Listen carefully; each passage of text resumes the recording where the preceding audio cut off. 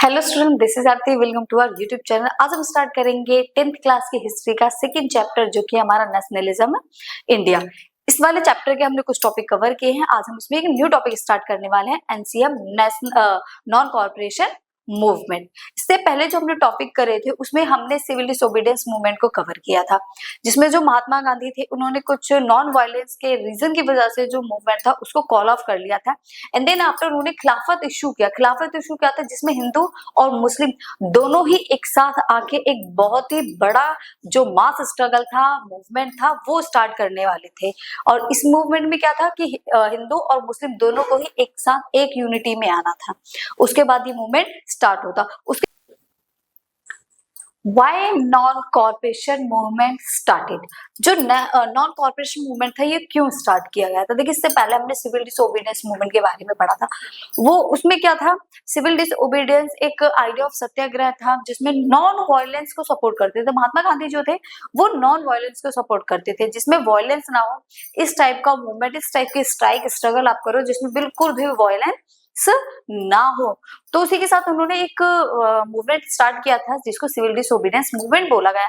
But उस movement में क्या हो गया, तो उसमें ये चीज आ गई थी, जो लोग थे वो वायलेंट पे उतर आए थे, जिसकी वजह से इस मूवमेंट को कॉल ऑफ करना पड़ा। तो इससे महात्मा गांधी ये सीखे थे। फर्स्ट रीजन तो ये था कि लोग जो थे वो भी रेडी नहीं थे इस मूवमेंट के लिए। और वो छोटे छोटे गांव, विलेज, सिटीज में हुआ था, स्टार्ट हुआ था, टाउन्स में हुआ था। अब वो चाहते थे पूरे इंडिया में एक मूवमेंट स्टार्ट किया जाए जिसमें सारे के जो इंडिया के लोग हैं वो सब पार्टिसिपेट करें। और इस एक बहुत ही ब्रॉड मूवमेंट के लिए सभी लोगों का एक होना भी कंपलसरी था। अब एक होने के, देखिए, एक ही कैटेगरी तो नहीं थी ना इंडिया में, ना आज है ना फिर आपके पास टाइम में रही होगी, तब भी हिंदू मुस्लिम सब थे और आज भी हिंदू मुस्लिम सब है। तो दोनों को एक साथ आना जरूरी था। इसलिए उन्होंने ऑटोमन टर्की, जो कि हेड माना जाता है, इस्लामिक हेड माना जाता है, उससे कांटेक्ट करने की कोशिश करी। एंड आफ्टर दैट, क्योंकि जो ऑटोमन टर्की था उसका जो रूलर था, या फिर ये कह सकते हैं कि जो ऑटोमन टर्की का था वो भी ब्रिटेन के अंडर में था। हम भी ब्रिटेन के अंडर में, वो भी ब्रिटेन के अंडर में।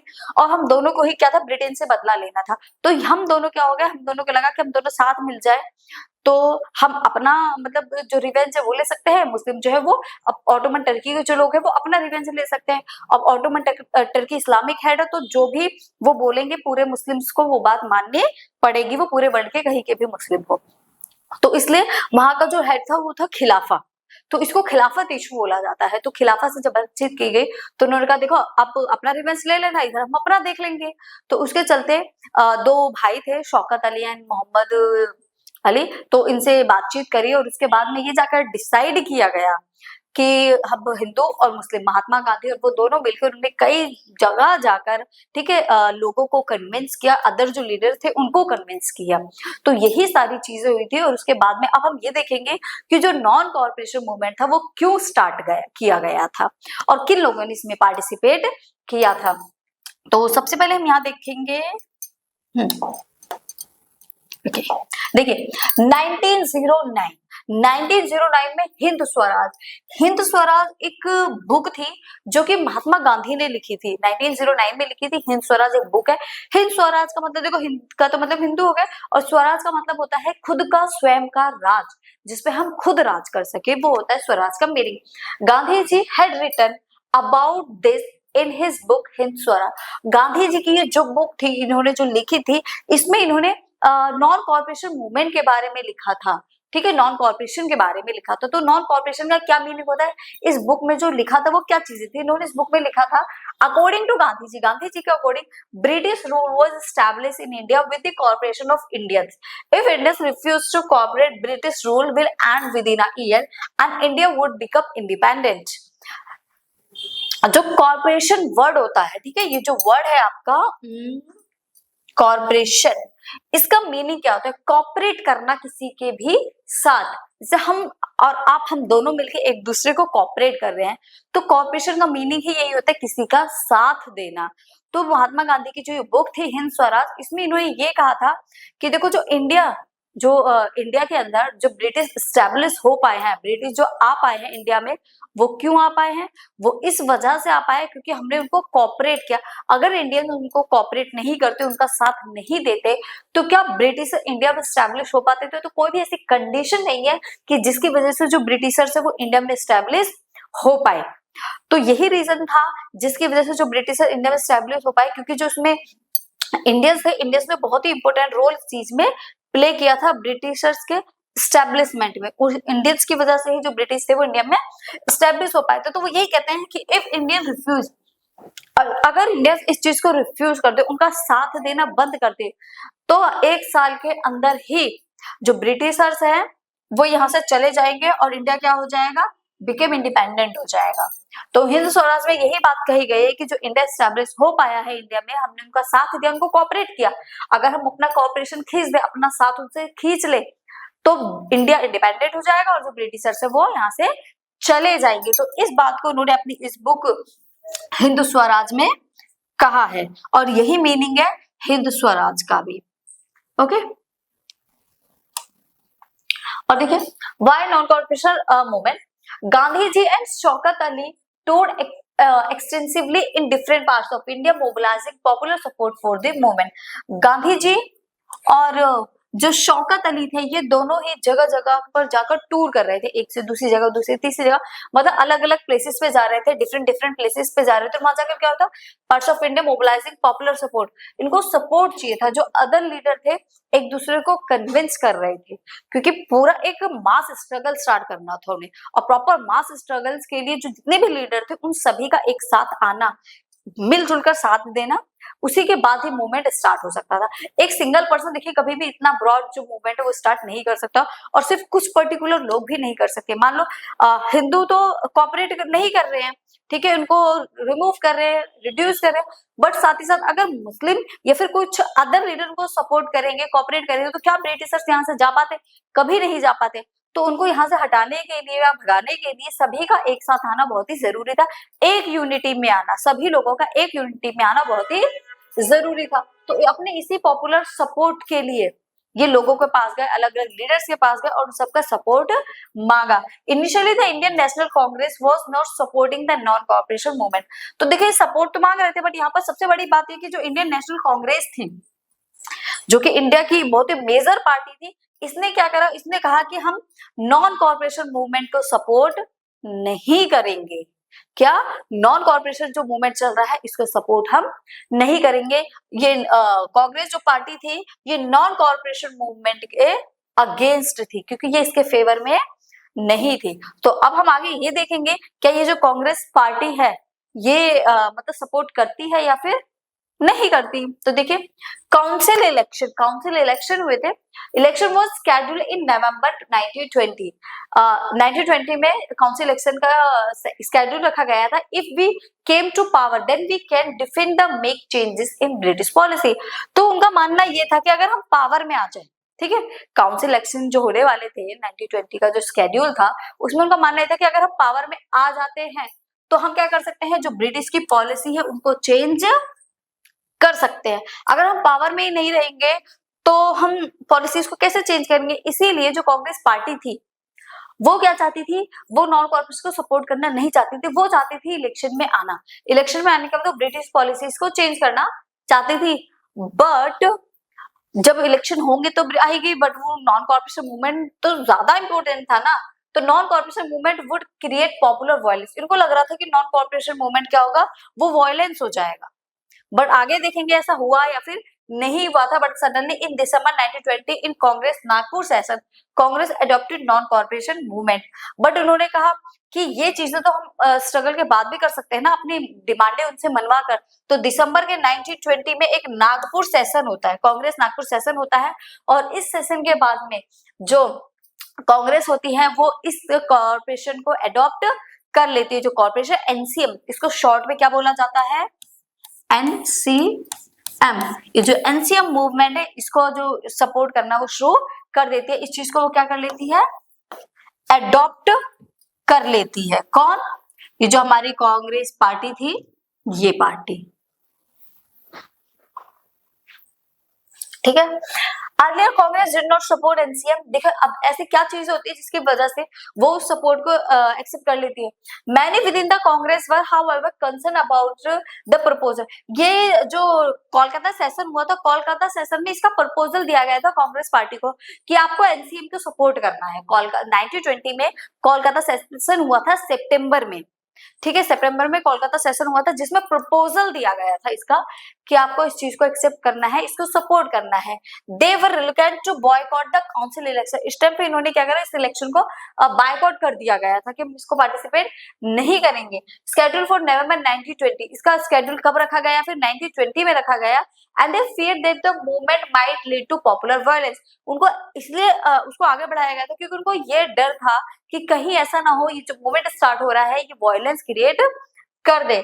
In the months of between September and December, there was an intense tussle within the Congress. सितंबर में देखिए इसका प्रपोजल आया था 1920, जो कोलकाता सेशन था उसमें इन्होंने प्रपोजल दिया था सितंबर में, और दिसंबर के 1920 नागपुर सेशन में इसको एक्सेप्ट कर लिया गया था या फिर अडॉप्ट कर लिया गया था। इनके बीच का जो टाइम पीरियड था वो बहुत ही टसल वाला टाइम पीरियड था। ठीक है, वो लोग जो मूवमेंट को सपोर्ट कर रहे हैं और वो लोग जो कांग्रेस पार्टी को सपोर्ट कर रहे हैं, तो इन दोनों के बीच में एक टसल, एक बहुत ही क्रिटिकल सी प्रॉब्लम वाला टाइम पीरियड था कांग्रेस का। For a while there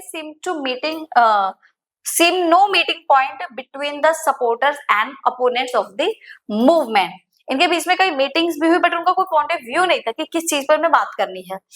finally at the Congress session at Nagpur, finally जो नागपुर सेशन हुआ दिसंबर 1920 में, इसमें उन्होंने कॉम्प्रोमाइज कर लिया कि ठीक है हम तुम्हारा साथ देने के लिए रेडी हैं। तो worked out ended non cooperation programme was adopted, और उन्होंने कांग्रेस ने इस प्रोग्राम को क्या कर लिया, एक्सेप्ट कर लिया, अडॉप्ट कर लिया।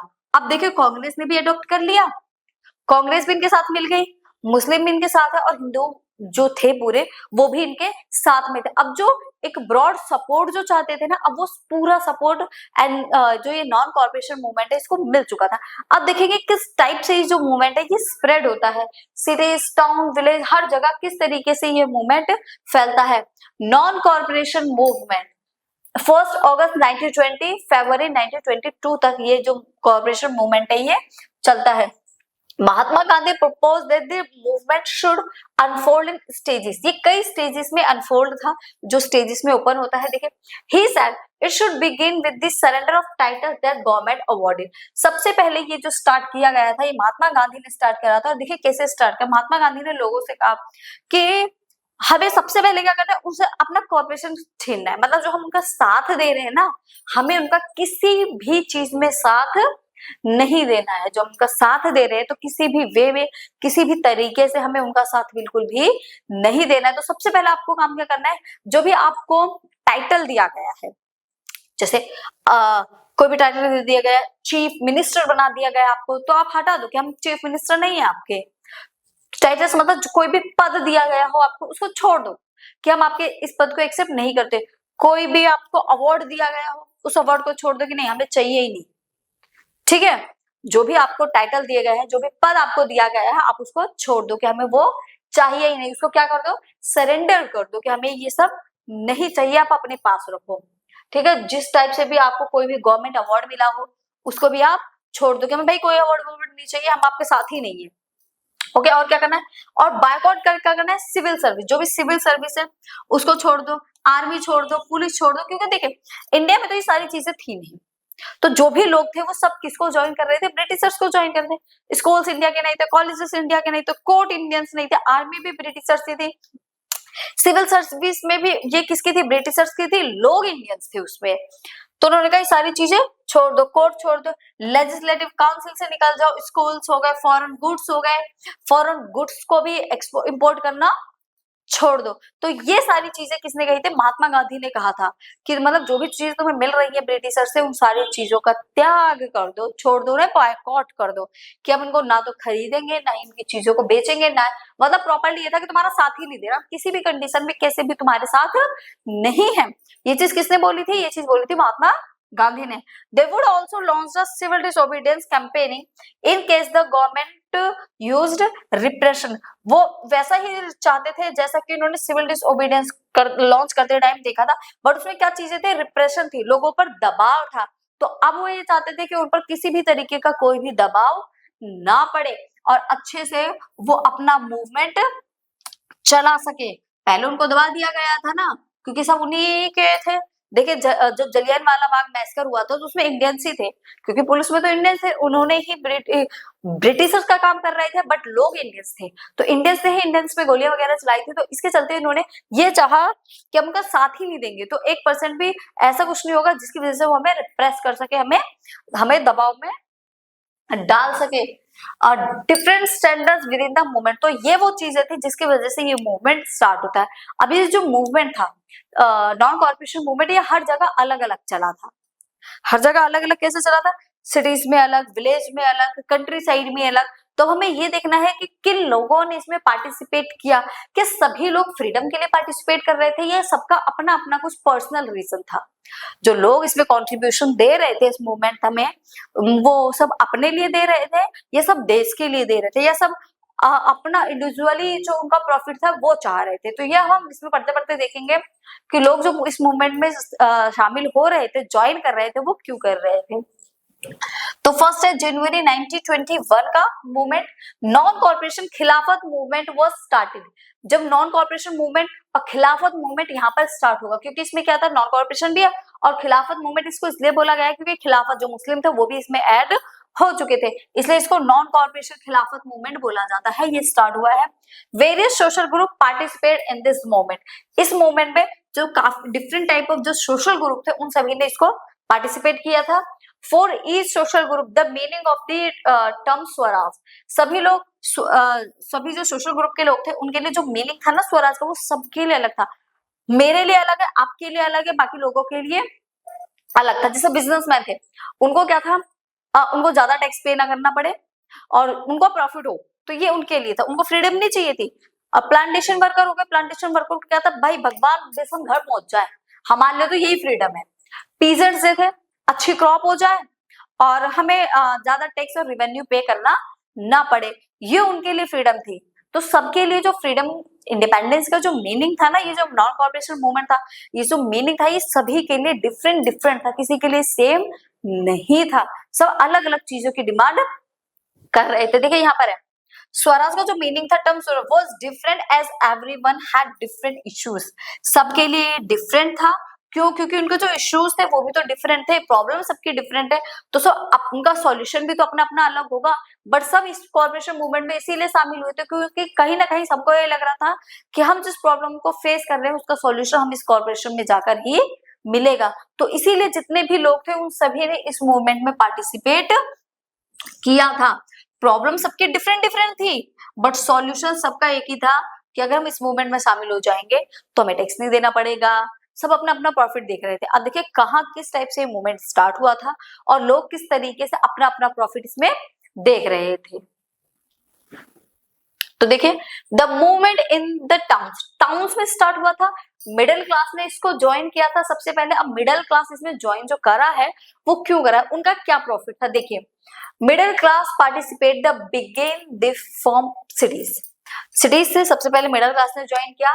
इसमें जो ज्वाइन करने वाले लोग थे वो कौन थे, देखिए थाउजेंड ऑफ द स्टूडेंट्स थे, left government control schools and colleges, ये जो स्टूडेंट्स थे ये स्कूल और कॉलेजेस छोड़ छोड़ कर आए थे, क्योंकि नॉन कॉर्पोरेशन चल रहा है ना कि हमें कॉर्पोरेट नहीं करना, तो लोगों ने स्कूल छोड़ दिया। ठीक है ब्रिटिशर्स का स्कूल है हम पढ़ने नहीं जा रहे, ब्रिटिशर्स का कॉलेज है हम पढ़ने नहीं जा रहे, तो उन्होंने स्कूल और कॉलेजेस दोनों ही छोड़ दिए।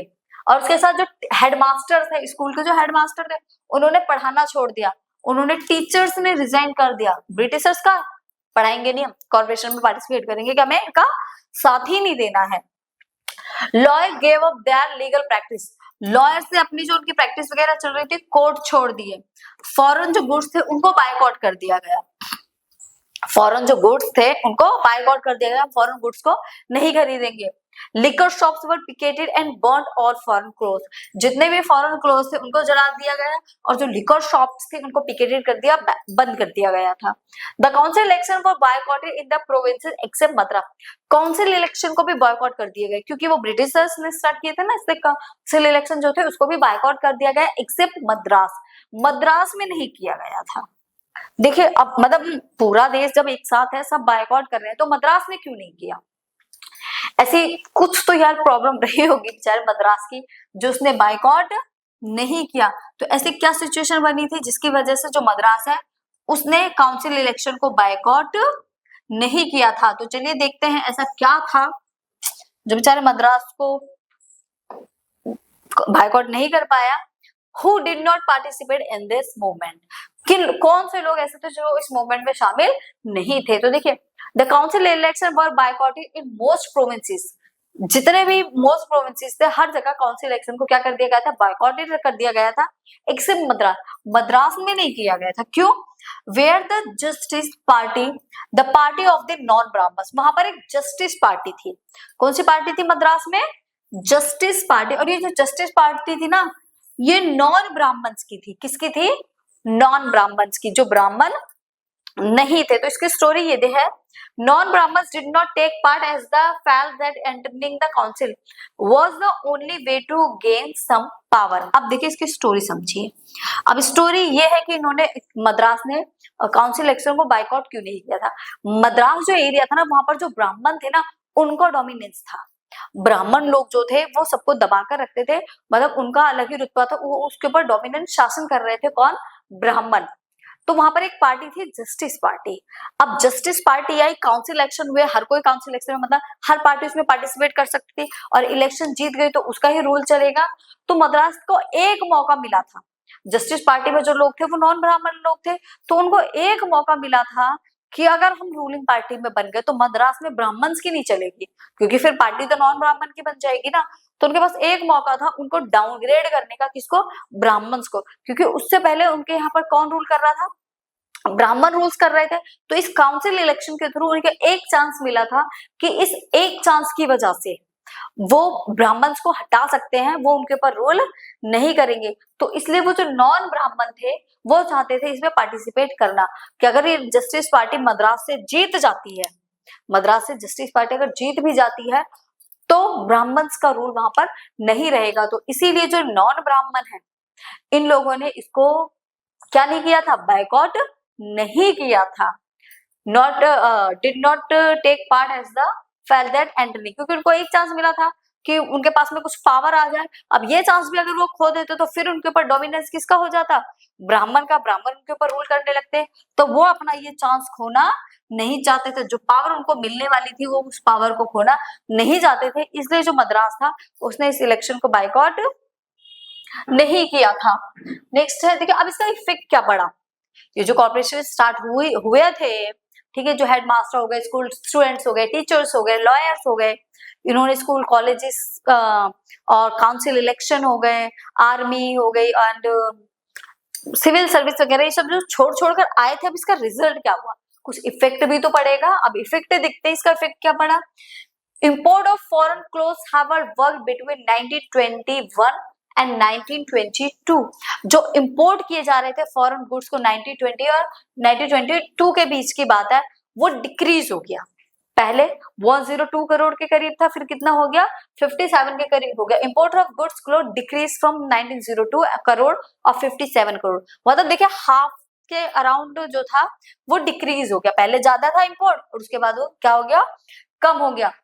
Marches and trader refuse to trade in foreign goods for finance foreign trade. जो मार्चेस और ट्रेडर्स थे ना, उन्होंने भी क्या कर दिया? ट्रेड करना रिफ्यूज कर दिया। किसका? फॉरेन गुड्स का। तो लॉस तो हो गई ना, जो धड़ाधड़ मतलब ट्रेडिंग चल रही है और उसके बाद उसको एकदम से स्टॉप कर दो तो नुकसान तो फेस करना पड़ेगा। तो यहाँ पर ये क्या हुआ था? फॉरेन गुड्स को डिक्रीज हो गया था, और जो ट्रेडर्स थे, ट्रेडर्स ने भी इस चीज को क्या कर दिया गया था? रिफ्यूज कर दिया गया था। People began discarding imported clothes and began wearing Indian clothes. जो चीजें इंपोर्ट होकर आ रही थी, लोगों ने कहते हम फॉरेन गुड्स नहीं पहनेंगे। जो चीजें इंपोर्ट होकर आ रही थी, उन्होंने कहा हम इसको वेयर नहीं करेंगे, हम इंडियन क्लोथ्स पहनेंगे, खादी पहनेंगे।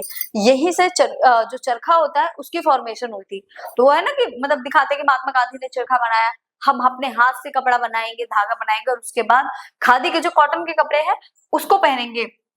तो पीपल्स ने मना कर दिया, डिनाई कर दिया कि हम फॉरेन गुड्स, फॉरेन क्लोथ्स को वियर नहीं करेंगे। आफ्टर दैट इंडियन जो क्लोथ्स थे वो क्या था?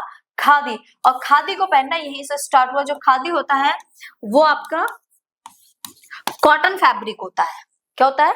कॉटन फैब्रिक होता है। जो इंडियंस थे वो खुद इसको फॉर्म करते थे, खुद बनाते थे, ठीक है, चरखे से ये लोग इसको खुद फॉर्म करते थे। तो यहां से स्टार्ट हुआ khadi. Production of Indian textile mills and handlooms went up. जो इंडियन टेक्सटाइल थी, हैंडलूम्स थी, वो बढ़ने लगी, क्योंकि पहले क्या था, जो फॉरेन गुड्स थे वो इंपोर्ट हो रहे थे, जिसकी वजह से इंडियन जो टेक्सटाइल मिल्स वगैरह थी वो डाउनग्रेड चली गई थी। बट जैसे ही फॉरेन क्लोथ्स को क्या कर दिया गया, बिल्कुल ही डिनाई कर दिया गया कि अब इनका इंपोर्ट नहीं होगा, इनको बाय नहीं किया जाएगा, तो इंडियन टेक्सटाइल और जो हैंडलूम्स थी वो अप हो गई। But this movement gradually slow down due to the many reason.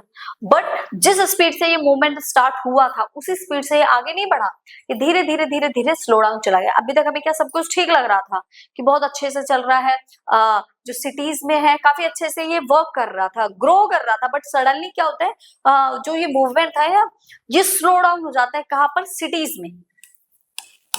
Cities में ये मूवमेंट स्लो डाउन हो जाता है। बट ऐसी क्या सिचुएशन रही थी कि ये जो मूवमेंट था ये सडनली स्लो डाउन हो गया, वो भी कहां पर?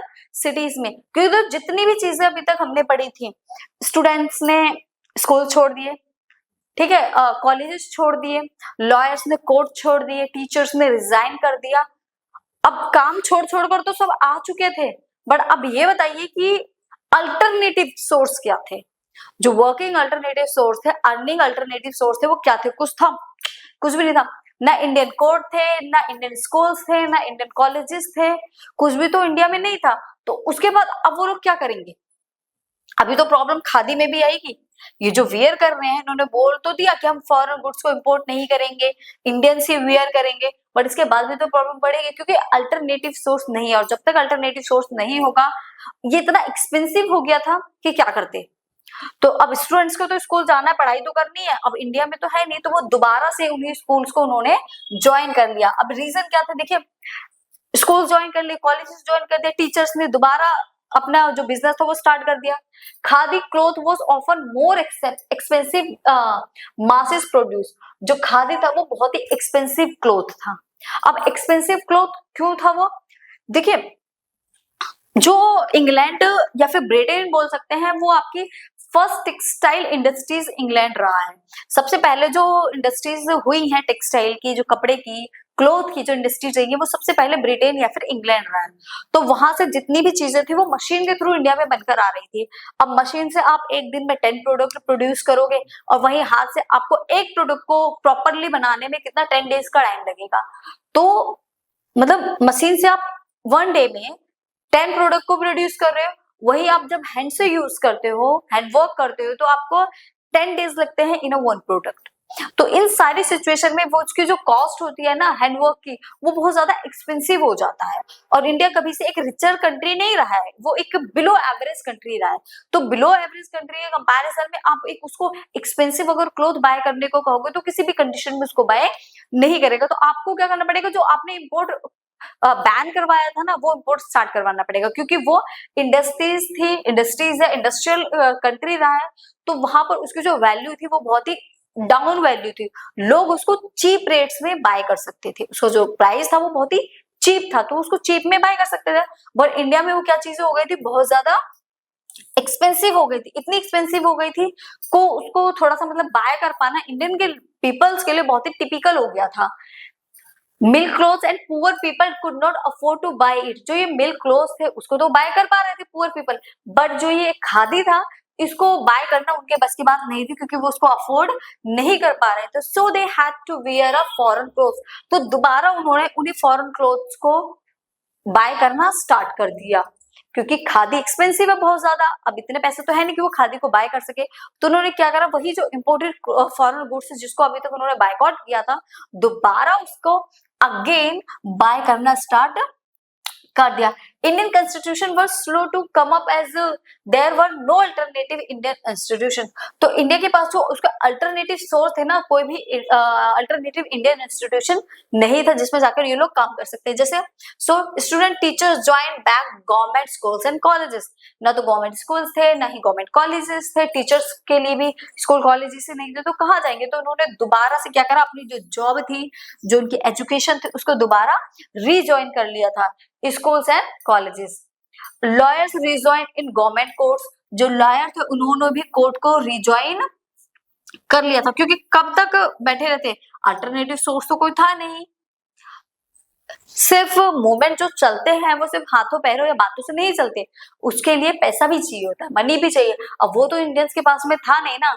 अब भूखे पेट बैठ के कोई कब तक भजन कर लेगा, उस टाइम तो उसको चाहिए ना भाई, खाने पीने के लिए चाहिए प्रॉपर, उसके साथ उसकी पूरी फैमिली है। तो सिर्फ मूवमेंट से ही चीजें नहीं सॉल्व होती, तो इसलिए लोगों ने क्या करा, दोबारा से जाकर वो स्टार्ट कर दिए थे। जो भी जॉब वगैरह वो छोड़कर आए थे दोबारा रिज्वाइन कर ली थी। ये था हमारा अभी जो हमने पढ़ा, ये हमारा टाउन का जो मिडिल क्लास मूवमेंट स्टार्ट हुआ था वो था कि मिडिल क्लास ने सिटीज में किस तरीके से मूवमेंट स्प्रेड हुआ था और दोबारा लोगों ने जाकर क्यों ज्वाइन कर लिया, और सडनली ये जो मूवमेंट था सिटीज में वो स्लो डाउन क्यों हो गया था। अब नेक्स्ट है पीजेंट्स का, कंट्री साइड मूवमेंट पढ़ेंगे। कंट्री साइड में दो टॉपिक है आपके, एक पीजेंट्स है और एक ट्राइबल्स है। तो सबसे पहले हम स्टार्ट करेंगे पीजेंट्स का। तो यहाँ पर ये जो मूवमेंट था नॉन कॉर्पोरेशन मूवमेंट कितना सक्सेसफुल रहा था। इन ऑल ये अवध पीजेंट्स के बारे में है। अवध जो एक जगह है वहां के बारे में, Awadh peasants were led by Baba Ramchandra. ये जो पीजेंट्स का था, यहाँ पर जो इस मूवमेंट को स्टार्ट किया था, जो हेड थे यहाँ के वो कौन थे, बाबा रामचंद्र। जो बाबा रामचंद्र थे ये अवध के लोगों के लिए लीडर थे। ही वॉज अ सन्यासी, ये एक सन्यासी थे। Who had earlier been to Fiji as an international labour, ये एक लेबर के थ्रू काम करते थे, कहां पर, फिजी में। बट वो किसी न किसी तरीके से वहां पर बच के आ गए थे, तो उसके बाद उन्होंने इंडिया में आकर वो अपने लोगों के बीच में हीरो बन गए और उन्होंने एक लीडरशिप निभाई। The movement here was against Talukdar and land owners. यहाँ जो ये मूवमेंट चला था पीजेंट्स के लिए, अवध में क्यों चला था कि हाँ इसलिए चला था, यहाँ पे कुछ तालुकदार और लैंड ओनर्स थे। लैंड ओनर्स कैसे होते हैं, जैसे आपने गांव में देखा होगा कुछ जमींदार वगैरह होते हैं, कुछ पैसे वाले लोग होते हैं, वो सभी लोगों को अपने कंट्रोल में कर रखते हैं। तो इस टाइप से ये मूवमेंट इसलिए चलाया गया था क्योंकि उनको बहुत ही रिप्रेस करके रख रहे थे, उनके ऊपर बहुत ही ज्यादा डोमिनेंस करके रख रहे थे लैंड ओनर्स और Talukdar. Who demanded high rent and asked to do बेगार, वो बहुत ज्यादा हाई रेंट की डिमांड कर रहे थे। अब लोगों के पास पैसा नहीं होता तो गांव के लोग इनसे जो मनी होता है उसको बोरो करते हैं और बोरो करने के बाद अपनी क्रॉपिंग वगैरह स्टार्ट करते हैं। तो उन्होंने इसके ऊपर क्या लगा दिया, बहुत ही ज्यादा हाई रेंट लगा दिया। और उनको किसके लिए बोल रहे थे, बेगार के लिए बोल रहे थे। अब बेगार क्या होता है, कंपल्सरी लेबर विदाउट पेमेंट, एक ऐसी लेबर जो काम तो करेगी बट उसको कोई भी पेमेंट नहीं देनी पड़ेगी। एक टाइप का आप स्लेव, स्लेव भी बोल सकते हो, बिल्कुल ही क्या बोलते हो, मजदूर, ठीक है। स्लेव जिसको आप बिना पैसे को काम करवा रहे हो उसको क्या बोला जाता है, बेगार। कंपल्सरी लेबर विदाउट पेमेंट, मतलब आप काम करेगी वो लेबर बट उसको कोई भी पेमेंट करने की जरूरत नहीं है। ऐसे जो लेबर होते हैं, ऐसे जो मजदूर होते हैं उनको क्या बोला जाता है, बेगार बोला जाता है। तो इसे ये जो प्रॉब्लम थी ना अवध में, इसी प्रॉब्लम को खत्म करने के लिए यहाँ के जो लोग थे वो इस मूवमेंट में, ये जो पीजेंट थे उस मूवमेंट में शामिल हुए थे कि ये जो प्रॉब्लम है ये प्रॉब्लम सॉल्व हो सके। ये जो इतनी बड़ी प्रॉब्लम छोटी थी उनको रिप्रेस कर रहे हैं, डोमिनेंस कर रहे हैं उनके ऊपर, और क्या कर रहे थे, उनको बेगार समझ के उनसे काम करवा रहे थे। जो ठीक ठाक थे उनसे तो हाई रेंट ले रहे थे, जो बहुत ही ज्यादा डाउनग्रेड लोग थे उनसे क्या करवा रहे थे, उनपे बेगार का काम करवा रहे थे, मतलब काम करवा लेते बट पैसा भी नहीं देते थे। डिमांड ऑफ पेजेंट्स, इनकी डिमांड क्या थी जब ये मूवमेंट में शामिल हुए, नॉन कॉर्पोरेशन मूवमेंट जब इन लोगों ने ज्वाइन किया तो इनकी भी तो कुछ डिमांड रही होगी। अब इनकी डिमांड क्या थी, इनकी डिमांड ये थी, they demanded a reduction of revenue, कि हमें कोई हाई रेंट वगैरह पे नहीं करना है, रेवेन्यू मतलब टैक्स वगैरह पे नहीं करना है। अबॉलिशन ऑफ बेगार, ये जो बेगार था जिसमें जबरदस्ती आपको काम करना ही करना पड़ेगा एज अ मजदूर, उसको भी हटा दो। Social boycott of oppressive landlords, और ये जो लैंडलॉर्ड्स है ना इनको भी क्या कर दो, सोसाइटी से बाइकआउट कर दो, क्योंकि इन लोगों ने बहुत दुखी कर रखा है मतलब ऐसा, और पीजेंट्स का मानना था कि इन लोगों ने बहुत परेशान कर रखा है तो इनको भी बाइकआउट कर दो यहाँ से, ये इनकी डिमांड थी। In protest against Talukdar and landlords in many places panchayat, अब ये जो प्रोटेस्ट था ये किस तरीके से बढ़ी, तो उनकी डिमांड थी, देखिए किस तरीके से बढ़ा। In many places panchayat organise nai dhobi bandh to deprive landlords from this service like washerman and barber. अब ये जो मूवमेंट पीजर से शुरू कैसे किया, इन्होंने क्या करा, नाई धोबी बांध लगा दिया। नाई धोबी बंद लगाने का मतलब क्या होता है, जैसे अब लैंडलॉर्ड्स वगैरह हो गए, तालुकदार हो गए, ये इतने रिच लोग हैं जमींदार टाइप लोग हैं तो अपना काम खुद तो नहीं करेंगे ना, तो इनके कपड़े भी वॉशरमैन धोता था, इनके बाल कटने भी एक बार बार आता था, इनके घर का काम सर्वेंट करते थे। तो इनके इन सभी कामों को बंद कर दिया गया। नाई धोबी बंद का मतलब यही है कि इनका काम अब कोई भी नहीं करेगा, ना कोई इनके बाल को कट करेगा, ना कोई इनके कपड़े धोएगा, कोई इनको किसी भी टाइप की कोई भी सर्विस प्रोवाइड नहीं करेगा। तो मतलब एक तरीके नाई धोबी बंद का मतलब ये होता है, नाई धोबी, एक सेकेंड,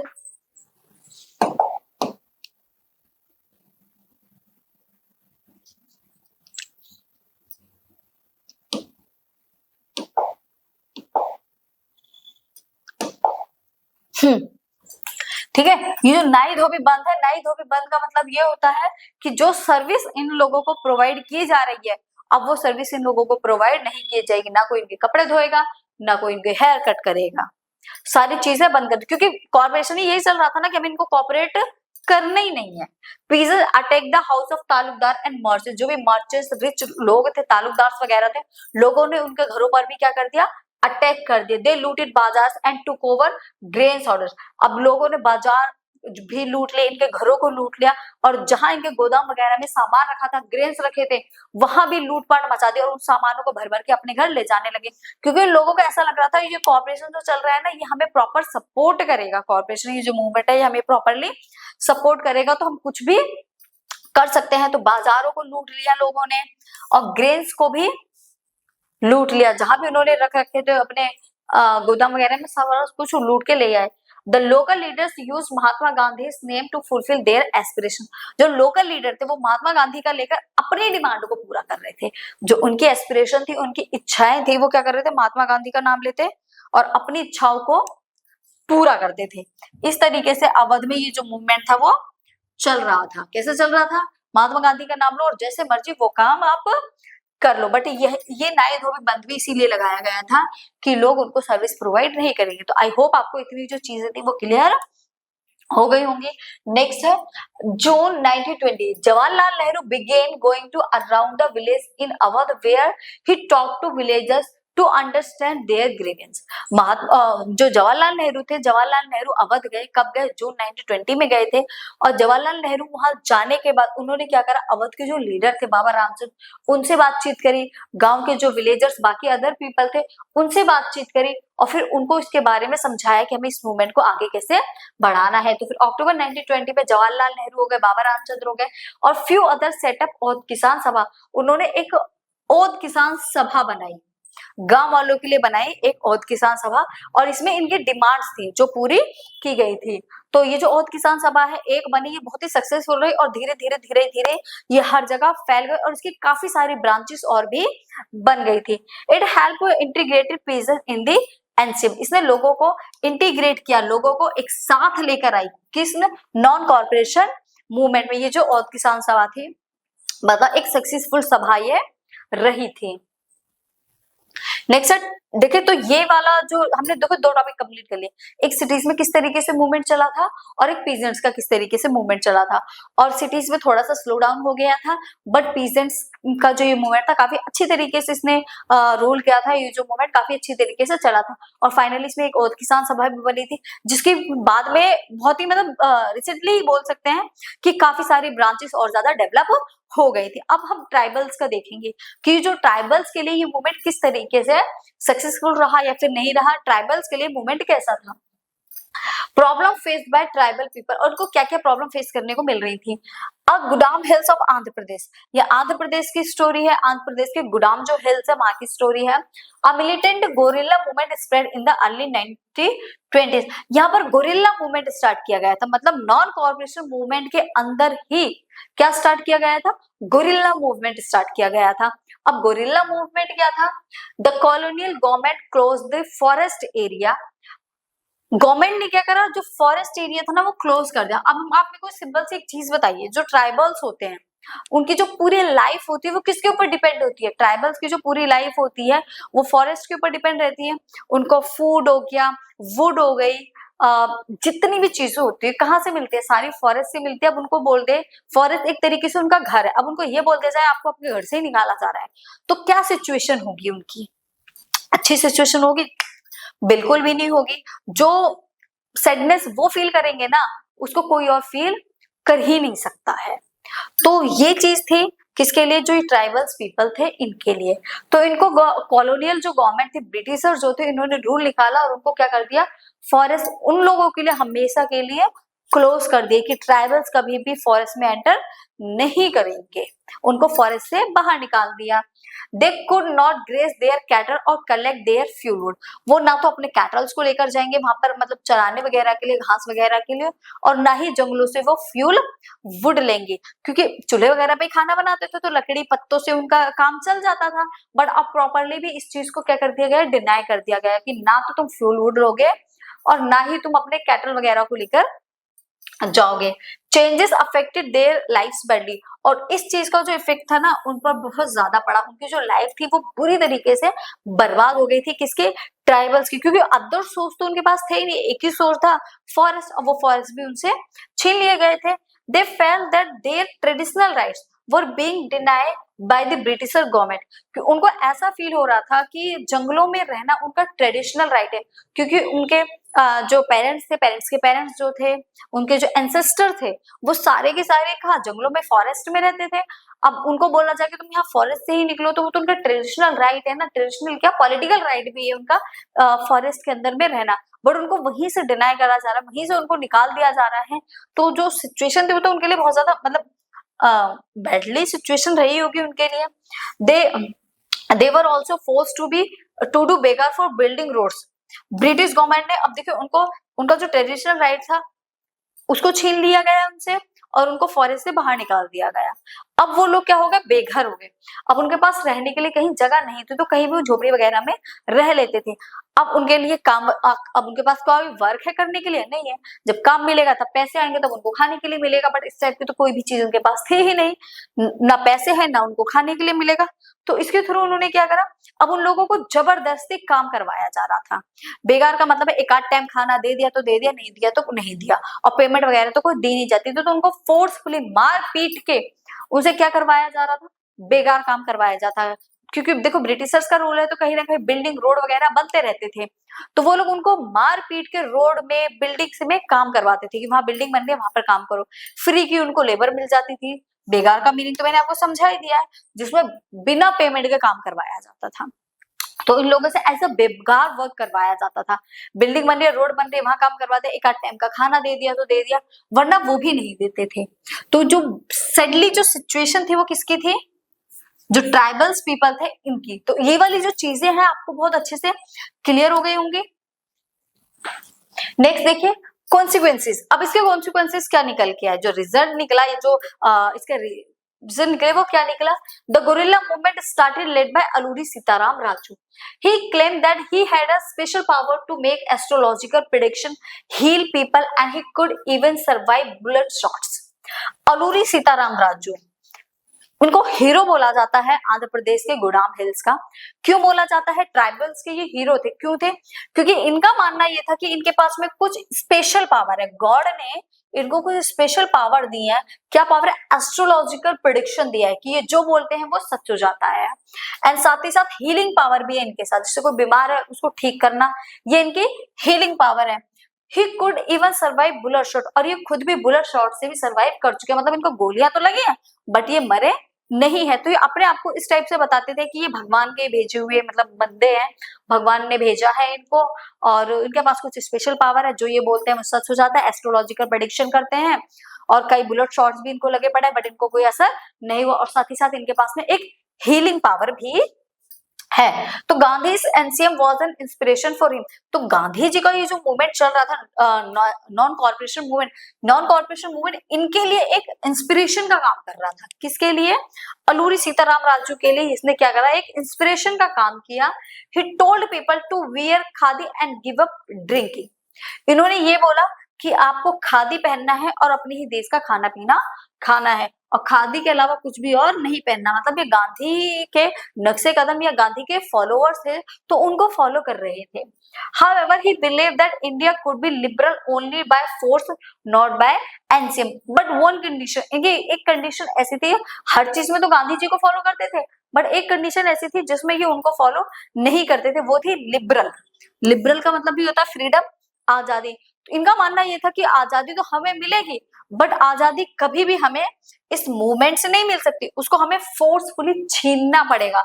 अगर हम फोर्सफुली छीन सकते हैं तो आजादी हमें मिल जाएगी, अगर हम फोर्सफुली नहीं छीन पाए तो आजादी हमें नहीं मिलेगी। सिर्फ इनकी ये चीज थी जो गांधी जी की और इनके बिल्कुल भी मैच नहीं करती थी। बाकी ये गांधी जी के बाकी सारी चीजों को फॉलो किया करते थे। तो ये कौन थे? ये हीरो थे किसके? ट्राइबल्स पीपल के। And guerrilla movement, rebels attack police station, they attempt to kill British officers.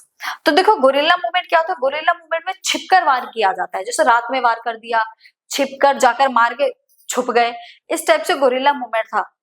तो इसको अलूरी सीताराम राजू ने सपोर्ट किया था, क्योंकि वो तो पहले ही फोर्सफुली लिबरल के कॉन्सेप्ट को सपोर्ट करते थे, तो उन्होंने गोरिल्ला मूवमेंट को भी सपोर्ट किया। इसमें क्या था? आप छुप के जाओ, उनको मारो पीटो और वापस आकर छिप जाओ, किसी को कुछ पता ही नहीं चलेगा।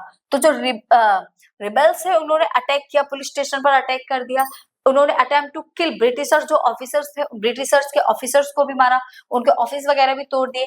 इन 1924 Alluri Sitaram Raju was captain and executive. इन्हीं सब चीजों के लिए फाइनली ब्रिटिशर्स ने क्या करा? जो अलूरी सीताराम राजू थे उनको अरेस्ट कर लिया, उनको पकड़ा और अरेस्ट करके उनको एग्जीक्यूट कर दिया, उनको जान से मार दिया। बट मरने से पहले ही वो क्या थे? लोगों की नजर में हीरो बन चुके थे। क्या बन चुके थे?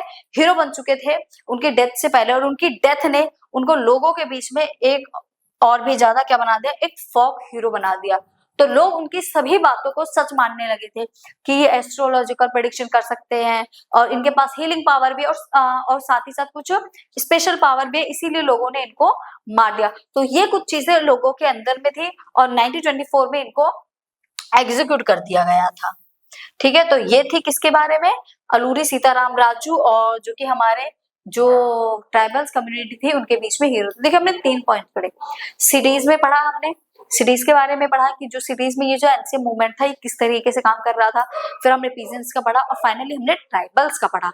तो आई होप आपको ये सारी चीजें क्लियर हो चुकी होंगी। अगर इनमें से किसी को भी कोई डाउट होता है तो आप कमेंट कर सकते हो, भाई प्रॉपर आंसर मिलेगा। प्लांटेशन वर्कर, हाँ एक और है प्लांटेशन वर्कर का। ठीक है, हाँ पीजेंट्स और ट्राइबल तो एक ही कॉन्सेप्ट था, प्लांटेशन वर्कर। अब देखिए प्लांटेशन वर्कर क्या था?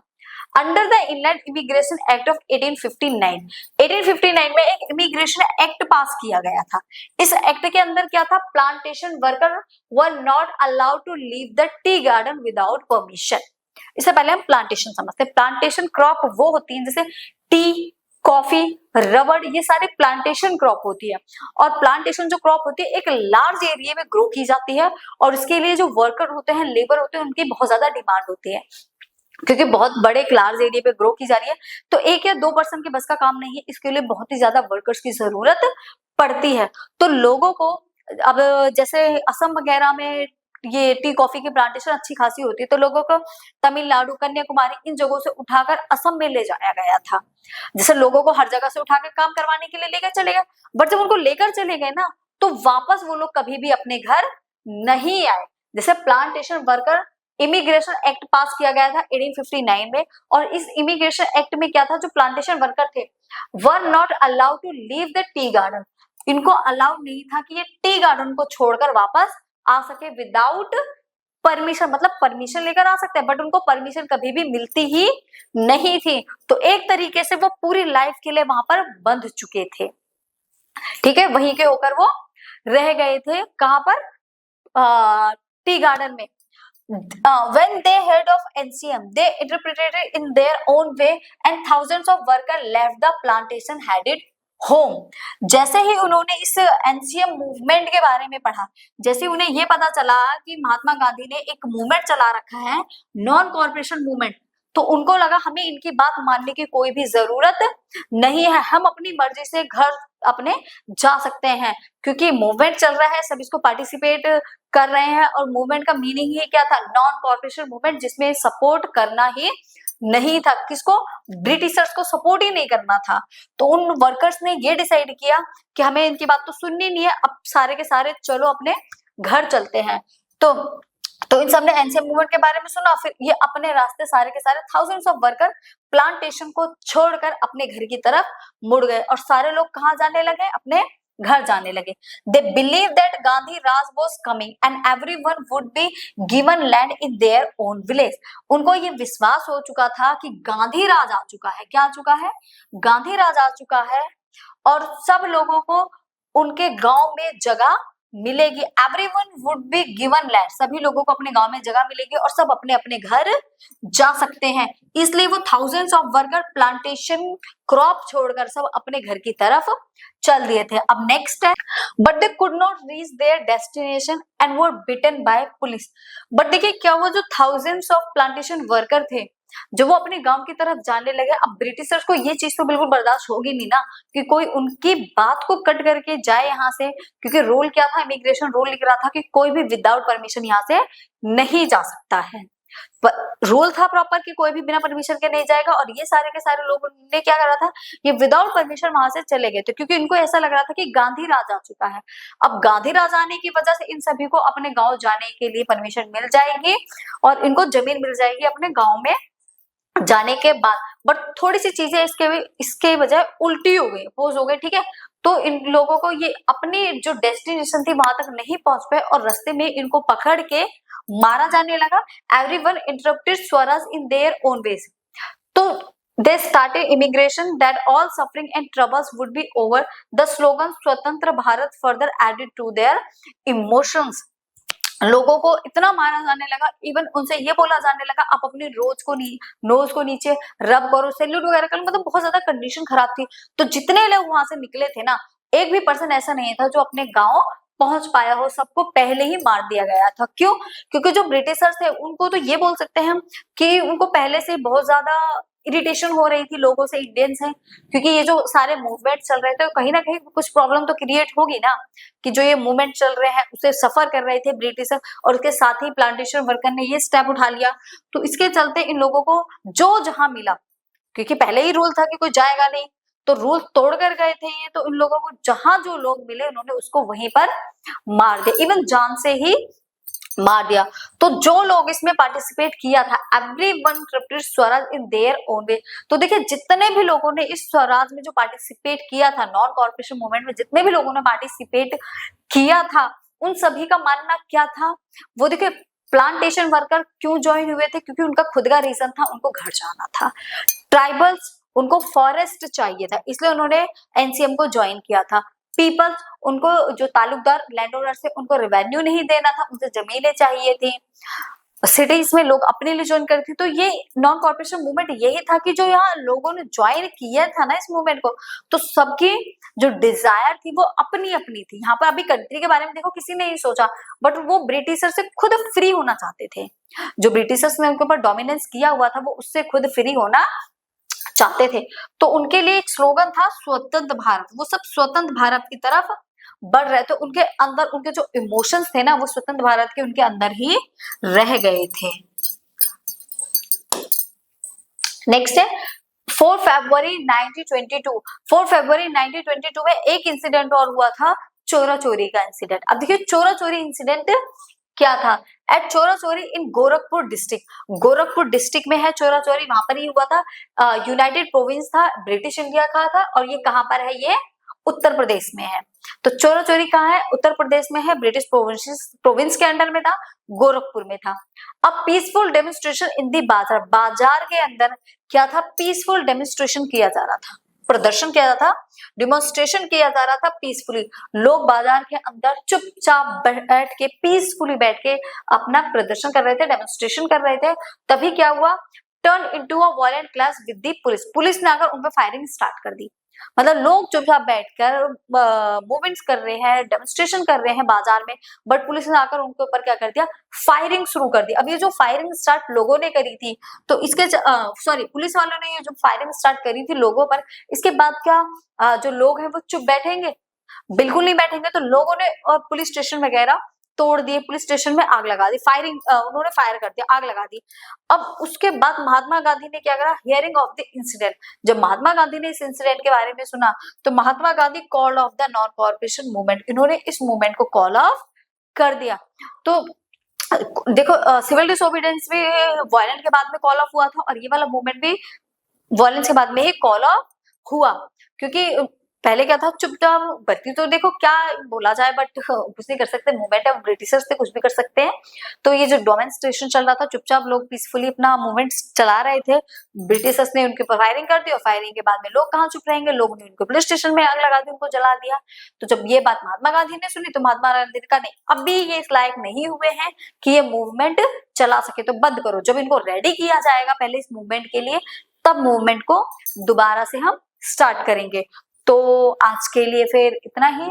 तो देखिए, अगर जो भी चीजें आपको समझ नहीं आई है तो आप उसको कमेंट में पूछ सकते हो, और मैंने बहुत ही सारे मतलब सारी ही चीजें बहुत ही अच्छे तरीके से समझाई थी।